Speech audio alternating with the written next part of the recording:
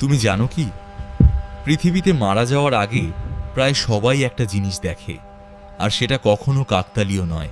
ডাক্তাররা বলে এটা শুধু ব্রেইনের কাজ, কিন্তু আশ্চর্যের বিষয়, ভিন্ন দেশ, ভিন্ন ধর্ম, ভিন্ন ভাষা, তবু অভিজ্ঞতা প্রায় এক। অনেক মানুষ শেষ মুহূর্তে বলে, আমি একটা আলো দেখছি, আমাকে কেউ ডাকছে।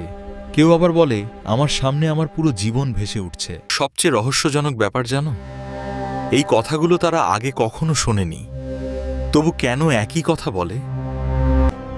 কিন্তু এখানেই রহস্য শেষ নয়। মানুষ এমন কিছু দেখতে শুরু করে যা সে সারা জীবন এড়িয়ে গেছে। অনেকে বলে সেই মুহূর্তে আর মিথ্যা কাজ করে না।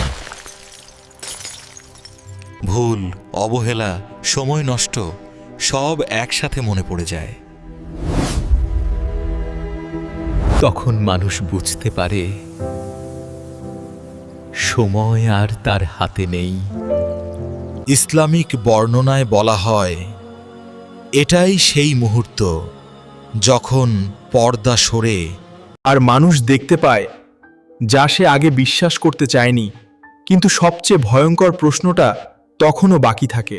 ভয়ঙ্কর প্রশ্নটা হলো, যদি আজ তোমার সেই মুহূর্ত আসে, যদি আজই সেই ডাক আসে, যার পর আর ফেরার সুযোগ নেই, আমি কি প্রস্তুত ছিলাম?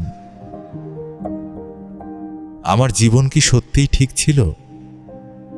তুমি কি দেখতে চাও, আলো আর শান্তি, নাকি আফসোস আর অনুশোচনা?